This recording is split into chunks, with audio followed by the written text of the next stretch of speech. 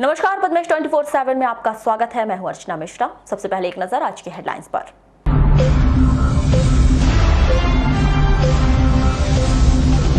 जिले के खैरलांजी के भजिया दंड में मिला पहला कोरोना पॉजिटिव मरीज। पॉजिटिव मरीज मिलने के बाद भी जिलेवासी नहीं कर रहे लॉकडाउन 4 का पालन, नियम तोड़ने वालों पर होती रही कार्रवाई। पारिवारिक विवाद में महिला ने 2 बच्चों के साथ खाया जहर, तीनों की मौत। 19 मई से लापता युवती का कुएं में मिला शव, पुलिस ने शुरू की जांच। और शासकीय कर्मचारियों को निर्देश, रेड जोन में से आने वाले परिजनों की दे जानकारी। और अब खबरें विस्तार से। बालाघाट जिले के खैरलांजी तहसील के ग्राम भजिया दंड का एक व्यक्ति कोरोना पॉजिटिव पाया गया है। यह व्यक्ति 16 मई की रात्रि को मुंबई से अपने गांव भजिया दंड आया था। 20 मई को उसकी कोरोना रिपोर्ट पॉजिटिव आई है। भजिया दंड के इस मरीज को उपचार के लिए बालाघाट के सरदार पटेल होम्योपैथिक कॉलेज गायखुरी बालाघाट में बनाए गए कोविड-19 अस्पताल में उपचार के लिए भर्ती किया गया है। कलेक्टर दीपक आर्य ने बताया कि 20 मई को ICMR लैब जबलपुर से प्राप्त रिपोर्ट में भजिया दंड के मरीज की कोरोना रिपोर्ट पॉजिटिव आई है। इस मरीज के गांव भजिया दंड को अब सील कर दिया गया है और उसके संपर्क में आए सभी लोगों को क्वारंटाइन कर दिया गया है। भजिया दंड के ग्रामीणों को अब अपने घर पर रहने और बाहर नहीं निकलने की सलाह दी गई है। वारासिवनी SDM संदीप सिंह ने भजिया दंड जाकर गांव को सील कराने की कार्यवाही की है। SDM श्री सिंह ने बताया कि कोरोना पॉजिटिव पाया गया व्यक्ति अपने 7 साथियों के साथ मुंबई से चला था और पिकअप वाहन से महाराष्ट्र के तिरोड़ा परसवाड़ा होते हुए वेनगंगा पुल से 16 मई की रात्रि में खैरी पहुंचे थे। उसके 2 साथी बालाघाट जिले की सीमा में प्रवेश करने से पहले महाराष्ट्र में ही कहीं वाहन से उतर गए थे। इस प्रकार से वे 5 लोग खैरी पहुंचे थे, लेकिन तिरौड़ी से खैरी आने वाली रोड को पहले ही बंद कर दिया गया था। इसके कारण से इन लोगों ने अपने गांव के 3 लोगों को मोटरसाइकिल से लेने के लिए खैरी नाके आने तक कहा था। 3 मोटरसाइकिल से ये 5 लोग 16 मई की रात में भजिया दंड पहुंचे थे। इनमें से 3 व्यक्ति भजिया दंड के, एक मुरझड़ का और एक व्यक्ति ग्राम अतरी का था। 17 मई को ये 5 लोग अपने घर पर ही रुके थे। 18 मई को भजिया दंड के एक युवक का स्वास्थ्य खराब होने पर वह खैरलांजी के अस्पताल में उपचार कराने आया था, जिस पर कोरोना संदिग्ध होने के कारण उसे खैरलांजी के अस्पताल में भर्ती किया गया था और उसका सैंपल लेकर कोरोना टेस्ट के लिए जबलपुर भेज दिया गया था। 20 मई को भजिया दंड के संदिग्ध मरीज की कोरोना रिपोर्ट पॉजिटिव आने पर उसे उपचार के लिए कोविड-19 अस्पताल बालाघाट में भर्ती कर दिया गया है। SDM श्री सिंह ने बताया कि भजिया दंड के कोरोना पॉजिटिव पाए गए व्यक्ति के परिवार के सभी सदस्यों को होम क्वारंटाइन में रहने कहा गया है और उस गांव को पूरी तरह से सील कर दिया गया है। कोरोना पॉजिटिव व्यक्ति के परिवार के सभी सदस्यों का भी कोरोना टेस्ट करने के लिए सैंपल जबलपुर भेजे गए हैं। इसके साथ ही कोरोना मरीज के संपर्क में आए ग्राम भजिया दंड, मुरझड़ और अतरी के सभी 4 लोग और उन्हें मोटरसाइकिल से लेने के लिए खैरी तक आए 3 लोगों को क्वारंटाइन में रहने कहा गया है।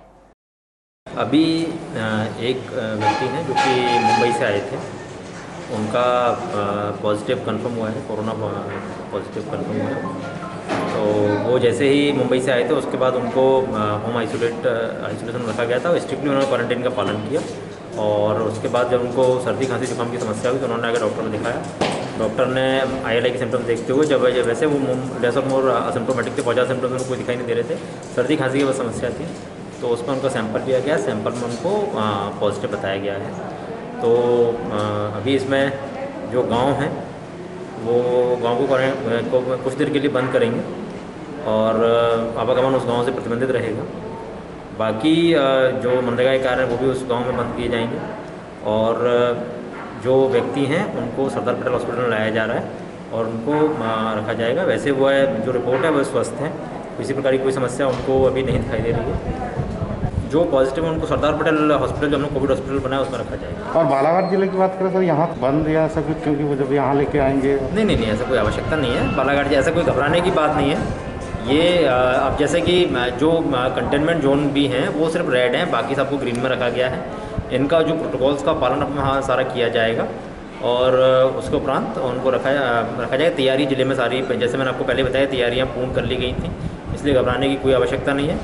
बस जनता को फिर से मेरा यही मैसेज है कि सोशल डिस्टेंसिंग का पालन आप लोग करें। क्वारंटीन आप लोग घरों में यदि किसी को किया गया तो घर में क्वारंटीन रहें। थोड़ी समस्या होगी लेकिन बड़ा बचाव होगा। अनावश्यक रूप से घर से बाहर बिल्कुल भी ना निकलें। लालबर्रा में लॉकडाउन के 59 दिनों के बाद 20 मई से सैलून दुकानें प्रारंभ हो गई हैं, जिससे सैलून दुकान संचालकों व सैन समाज को राहत मिली है। 20 मई को पद्मेश की टीम ने नगर मुख्यालय का जायजा लिया तो पाया कि नगर में मौजूद सैलून दुकानें खुली हुई थीं, जिससे वर्करों के द्वारा हेयर कटिंग कार्य किया जा रहा था और प्रशासन द्वारा जारी किए गए निर्देशों का पालन करते नजर आए। थोड़ा फर्क तो पड़ा है टाइमिंग का भी, लेकिन 9 से 5 बजे तक कलेक्टर साहब के आदेश। तो क्या नियम आए आपके तहत? वो 9 यानी कलेक्टर साहब के नियम देखिए 9 बजे से दुकान 5 बजे तक खुलना। उसके बाद और सर क्या क्या साधन रखने हैं बोले? सावधानी मतलब वही कि खुद जैसे ग्राहक आए तो अपना कुछ गमछा साथ में लेके आए, टावल, सैनिटाइजर, सुरक्षा के तहत। लालबर्रा मुख्यालय से 12 किलोमीटर दूर ग्राम पंचायत कामठी के वार्ड नंबर 11 स्कूल टोला में 19 वर्षीय राखी पिता भवन सिंह इड़पाची की कुएं में डूबने से मौत हो गई। प्राप्त जानकारी के अनुसार राखी के पिता भवन ने बताया कि 19 मई की सुबह 3 बजे जब वो उठा तो उसकी बेटी अपने बिस्तर में नहीं थी। बहुत अधिक खोजबीन के बाद भी गांव और पता लगाया परंतु वह नहीं मिल पाई। बाद में गांव वालों के साथ गांव के 4 कुओं में गल डालकर देखा, जिसमें एक कुएं में लड़की का शव मिला है। ग्राम प्रधान के द्वारा पुलिस को जानकारी दी गई। रात होने की वजह से शव को नहीं निकाला गया। 20 मई को शव निकालने की प्रक्रिया पूर्ण की गई। घटना के बाद से पूरे गांव में गम का माहौल है। हर कोई यही सोच रहा है कि आखिर ऐसा क्या हुआ जो 19 वर्षीय युवती अपने घर से अचानक गायब होगी और उसका शव कुएं में मिला। पुलिस इस हत्या और आत्महत्या दोनों एंगल से इसे जोड़कर जांच कर रही है। बालाघाट जिला ग्रीन जोन में है और इसकी वजह से प्रशासन के द्वारा लगातार ही दुकान और व्यवसाय शुरू करने की अनुमति दी जा रही है। इसी कड़ी में चाट गुपचुप बेचने वालों ने भी प्रशासन से अपनी मांग रखी कि 2 महीने से उनका काम धंधा बंद है, अभी स्थिति बिगड़ने लगी है, प्रशासन उन्हें भी अपना व्यवसाय करने की अनुमति प्रदान करे। यही कि 2 महीने से चाट गुपचुप की दुकान बंद है तो दुकान चालू करने की परमिशन दी जाए। क्या परेशानी आ रही थी? परेशानी 2 महीने दुकानदारी बंद है, अब क्या है तो बैठे बैठे सब जो खाने पीने की व्यवस्था बिगड़ गई है तो दुकान चालू की परमिशन दी जाए। तो क्या बोले साहब ने? साहब से मुलाकात नहीं हुई, मीटिंग में बैठे हुए हैं कलेक्टर साहब। क्या उम्मीद लग रही है आप लोगों को? अब वो ज्ञापन दिए हैं, अब देखो बोलते कल आइए आप। अगर नहीं मिलती परमिशन तो फिर क्या करेंगे आप लोग? देखते फिर आगे क्या करना। फिर शासन के द्वारा श्रम कानून में किए जा रहे बदलाव के विरोध में आज भारतीय मजदूर संघ ने मोर्चा खोलते हुए अपनी आवाज बुलंद की। नगर के कर्मचारी भवन में बड़ी संख्या में संगठन से जुड़े लोग मौजूद रहे, जहां उन्होंने शासन प्रशासन की नीतियों की कड़े शब्दों में निंदा की। वहीं पुलिस प्रशासन को इस आंदोलन की भनक लगी तो वे मौके पर पहुंची और उनके द्वारा भारतीय मजदूर संघ के जिला अध्यक्ष राजेश वर्मा से बातचीत करते हुए धारा 144 का पालन करने की हिदायत दी गई और सभी कर्मचारियों को वापस जाने की सलाह दी गई, जिसका भारतीय मजदूर संघ के द्वारा समर्थन किया गया। इस दौरान सीएसपी सुमित किरकेट्टा, कोतवाली थाना प्रभारी विजय सिंह परस्ते मौजूद रहे, जिसके बाद संगठन से जुड़े 8 से 10 प्रतिनिधियों को ज्ञापन सौंपने की इजाजत दी गई। वहीं संगठन से जुड़े हुए पदाधिकारियों ने कलेक्टर कार्यालय पहुंचकर राष्ट्रपति के नाम जिला प्रशासन को ज्ञापन सौंपा है। इस संदर्भ में भारतीय मजदूर संघ के जिला अध्यक्ष राजेश वर्मा ने कहा कि वर्तमान में श्रमिक मजदूर काफी गंभीर परिस्थितियों से जूझ रहा है और मजदूरों पर नियम कानून थोपे जा रहे हैं, जिसके विरोध में आज ज्ञापन सौंपा गया। हमने हमारा जो आंदोलन है वो हमारे यूनियन ऑफिस में, वहाँ पे सैकड़ों की संख्या में मजदूर हमारे उपस्थित हुए थे। राज्य शासन से और कुछ हमारे जिला प्रशासन के प्रमुख अधिकारियों से हमारी बात हुई थी। रात में भी रात से चर्चा चल रही थी। उन्होंने हमसे ये आश्वस्त किया था कि अभी वर्तमान में कोरोना वायरस जो चल रहा है, विश्व महामारी चल रही है, जिसके कारण संपूर्ण राष्ट्र में 144 धारा लगी हुई है। ऐसी परिस्थिति में किसी प्रकार का आंदोलन और रैली को हम अनुमति नहीं देंगे। उस परिस्थिति में हमने जो विरोध प्रदर्शन है अपने संघ कार्यालय में किया है और आज जो है माननीय कलेक्टर महोदय को हम आज ज्ञापन के माध्यम से उनका हम ध्यानाकर्षण कर रहे हैं। लेकिन हमने अपने आंदोलन में पूर्णतः जो है जो डिस्टेंस का पालन किया हुआ है और किसी प्रकार का कोई हमने ऐसा कोई विरोध प्रदर्शन। लेकिन अगर मान लो सरकार हमारी बातों को नहीं मानती, हमारी मांगे पूरी नहीं करती, तो आगे आने वाले समय में चाहे वो जिला प्रशासन का विरोध हो या केंद्र सरकार का विरोध हो, उसका हम विरोध करते हुए लाखों की संख्या में उपस्थित होकर हम इकट्ठे होकर हम सरकार का विरोध करेंगे। राष्ट्रीय मजदूर संघ का जो ज्ञापन का कार्यक्रम था उनके अध्यक्ष से पूर्व में चर्चा करके ये उनको हिदायत भी दे दी गई थी कि लॉकडाउन का जो नियम है उसका पालन करते हुए अगर अपनी बात रखना चाहते हैं तो वो रख सकते हैं। इसी परिप्रेक्ष्य में आज इनके द्वारा 5 से 6 जो अलग अलग संघ की रिप्रेजेंटेटिव हैं ये कलेक्टर महोदय के सामने अपनी बात रखने हेतु एक ज्ञापन स्वरूप एक अपना प्रतिवेदन लेके अभी प्रस्तुत हुए हैं कलेक्टर। अच्छा सर, अभी देखा जा रहा था काफ़ी संख्या में जो है कर्मचारी भवन में लोग जुटे हुए थे, तो किस प्रकार की हिदायत दी गई थी वहाँ? उनको ये हिदायत दी गई थी कि क्योंकि ये उचित नहीं है संक्रमण के लिहाज से भी, और जो अभी 144 की धारा लागू की गई है अभी बालाघाट शहर में उसके भी, तो उस पर उनको हिदायत देने पर वो भीड़ हट भी गई है।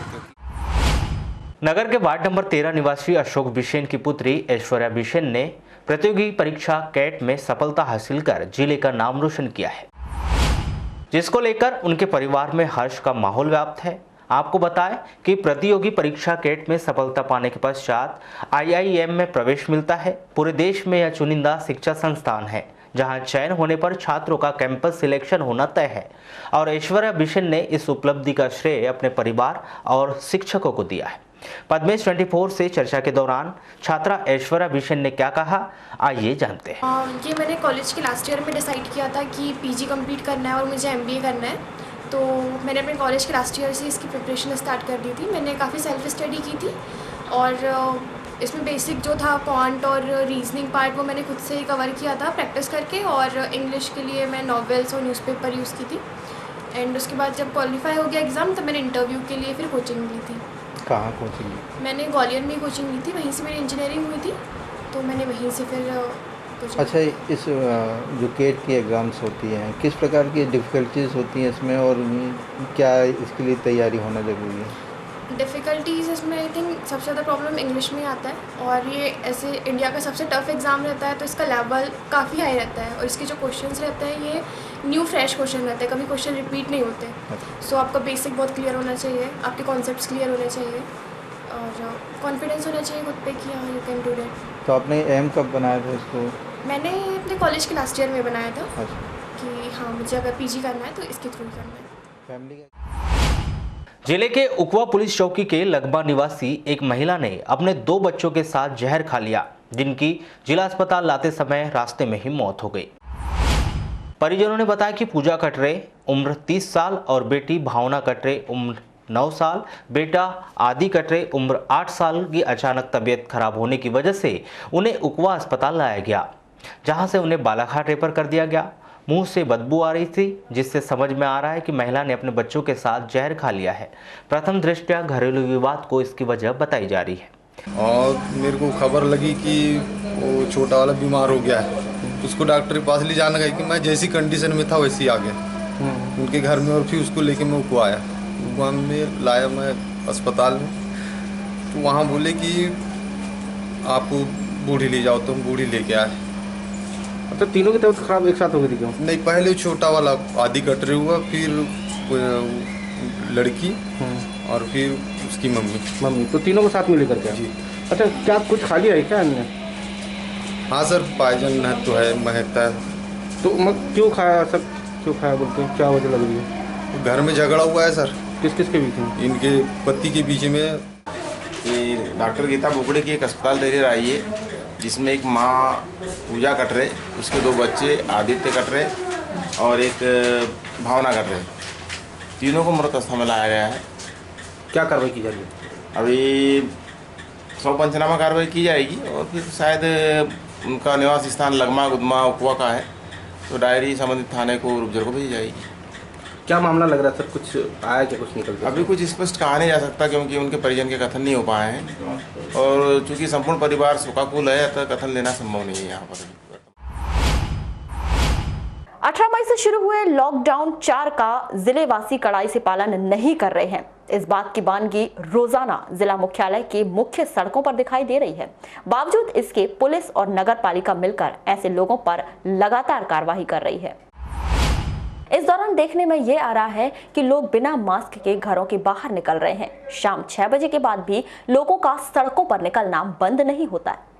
कई स्थानों पर सोशल डिस्टेंसिंग का भी पालन नहीं किया जा रहा है, जिस कारण लगातार बाजार पहुंचने वाले लोगों को भी संक्रमण फैलने का डर बना रहता है। लेकिन 20 मई तक ग्रीन जोन में होने की वजह से सरकार की अपनी मजबूरी थी, जिसका लोग कड़ाई से पालन नहीं कर रहे हैं। देखना अब यह है कि पहला कोरोना पॉजिटिव मरीज मिलने के बाद जिला प्रशासन बाजारों में बढ़ रही भीड़ पर किस तरह से नकेल कसती है। 20 मई को माध्यमिक शिक्षा मंडल भोपाल द्वारा 12वीं कक्षा का टाइम टेबल जारी कर दिया गया है। इस दौरान बचे हुए पेपरों की परीक्षा के लिए जल्द गाइडलाइन के साथ में जारी कर दी जाएगी। आपको बता दें कि 19 मार्च से यह परीक्षा स्थगित कर दी गई थी। इस दौरान बीते दिनों ही माध्यमिक शिक्षा मंडल भोपाल द्वारा परीक्षा की जाने की तारीख तय की गई थी, जिस पर अब अंतिम मोहर लगा दी गई है।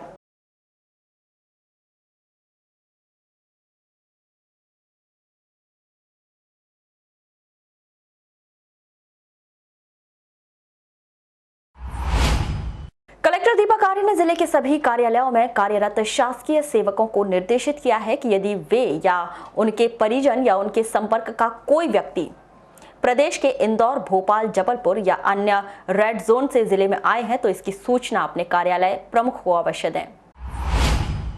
कार्यालय प्रमुख ऐसे व्यक्ति को सूचना अपने क्षेत्र के अनुविभागीय अधिकारी राजस्व को देंगे, जिससे ऐसे व्यक्तियों को क्वारंटाइन में रखना सुनिश्चित किया जाएगा।